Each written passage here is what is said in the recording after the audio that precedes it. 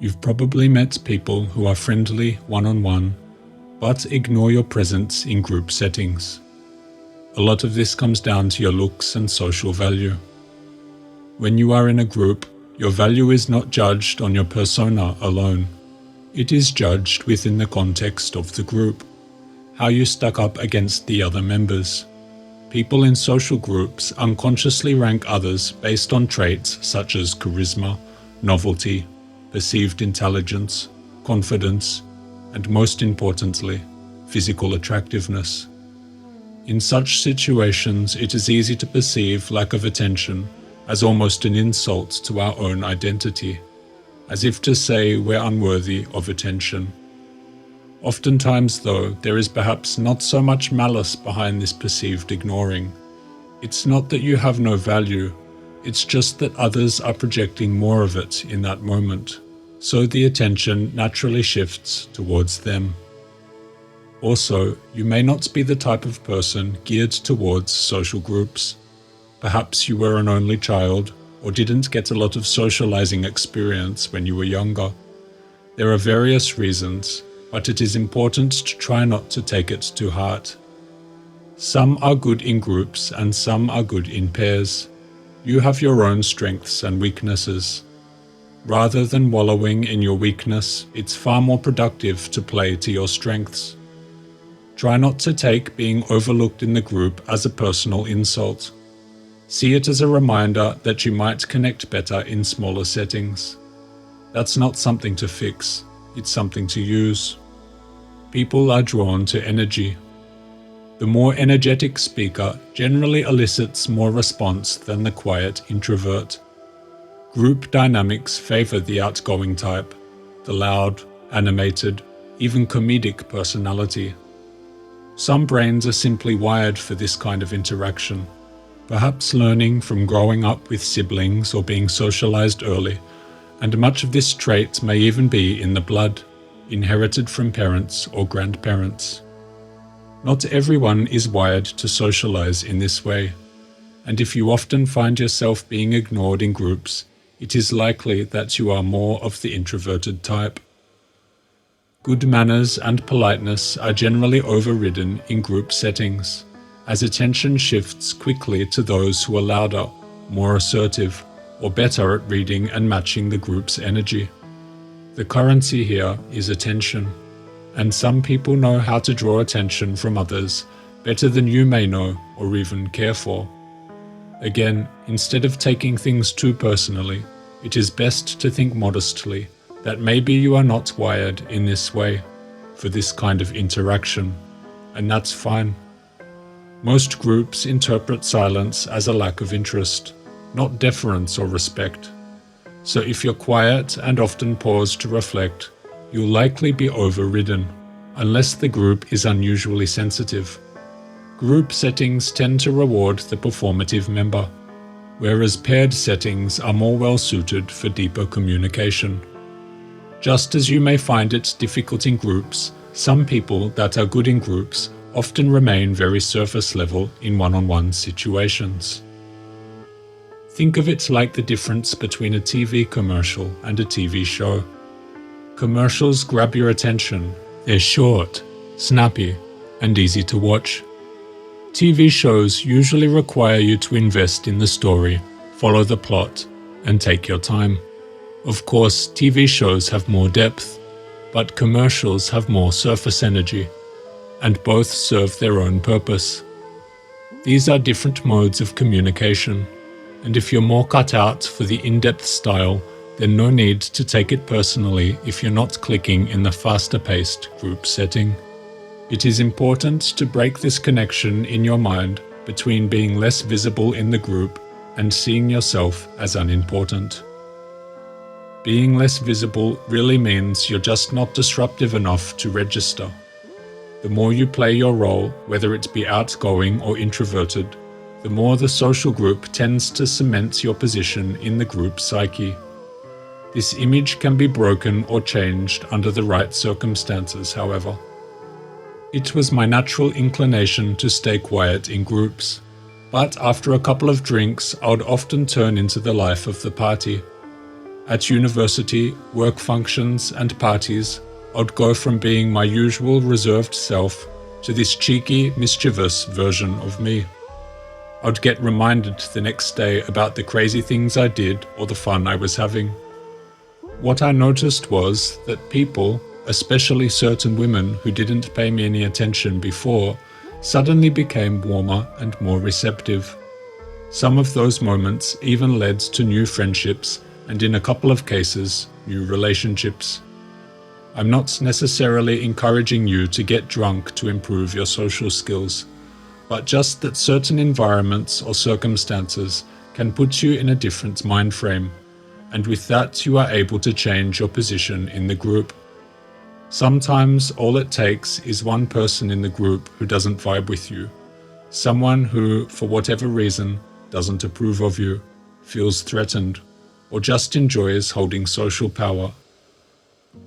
They might subtly belittle your input, talk over you, or ignore your contributions altogether.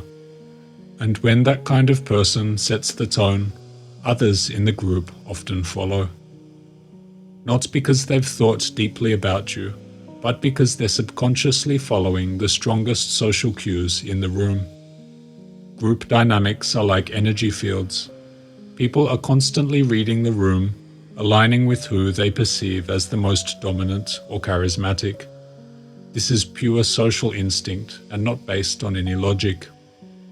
In that kind of setting, it's not just about what you say, it's about who's co-signing your presence. And if someone with sway subtly discredits you, others will often fall in line just to avoid friction. There is no fairness here. People's minds are still very tribal. Those with higher status in the group often work to reinforce the hierarchy of that group. Once someone is seen as dominant or well-liked, they have a vested interest in maintaining that position. That might mean subtly downplaying others, controlling the flow of conversation, or validating only those who support their social rank. It's not always malicious, but it's how social groups operate. People protect their place in the hierarchy, the same way animals guard territory. Status, once gained, becomes something to defend. You'll notice that most social groups tend to center around a few key members. These are usually the most dominant individuals.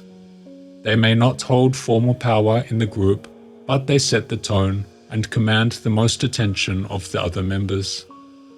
They guide the conversation, decide what's funny, what's interesting, and through unconscious actions, they determine who gets heard and who gets ignored.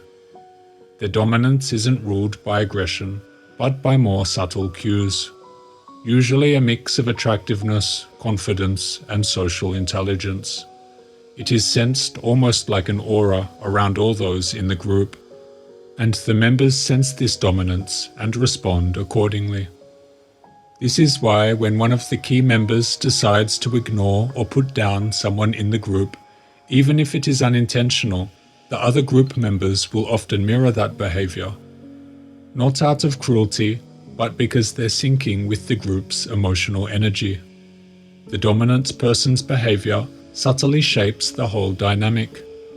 That's why some people can say something bland and get laughs, while someone else drops a good point and gets silence. The room isn't judging ideas, it's following energy. People are more often indifferent than purposely malicious. In most cases, it is not that people hate you in the group, it is that they're too preoccupied with their own survival. It is the sign of a wise person who does not automatically take indifference to signal malice.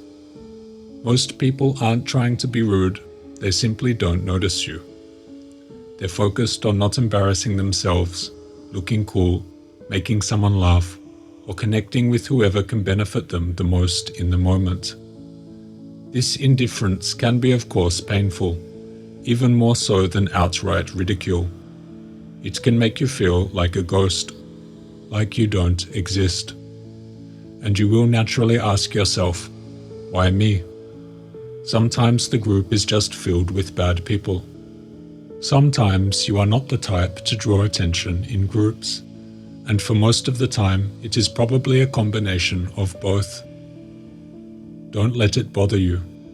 Not everyone was born to take that role. Plenty of people don't, and it is fine. You can spend all your energy trying to balance the things you are not naturally built for, or you can lean into the talents you have been gifted with. I suggest the latter. The sooner you experience rejection from the group, the sooner you can shed your dependence on that group, and this is very freeing. When you can get to a point where the opinions of others don't bother you, the better off you'll be. Don't try too hard to fit in if it's not happening naturally. Let things happen the way they happen, and be totally okay with it. Even when things are crashing down, let them crash and be thankful they're unfolding exactly the way they're supposed to. I assure you some good will come out of it, even if you are yet to see it. Just about every negative experience in life comes with a silver lining, something that often outweighs the original negative. I have found this quote to be very true. That's when one door closes, another door opens. Even when things seem to fall apart, let them. Don't scramble to hold it all together. Sometimes what feels like collapse is just space being made for something else. The more you try to control everything, people's opinions, your place in the group, the path you think you should be on, the more tangled things get. There's power in not forcing things, in letting the group go cold on you and not needing to fix it, in walking away from where you're not seen without bitterness, in not trying to prove yourself to people who were never really watching. When you stop clutching at what isn't meant for you, your hands are free to catch what is. This is getting into the Taoist philosophy of Wu Wei, but as the saying goes, let the chips fall where they may. Let things unfold without force. You'll find that what stays was always yours, and what leaves was never meant to be held on to.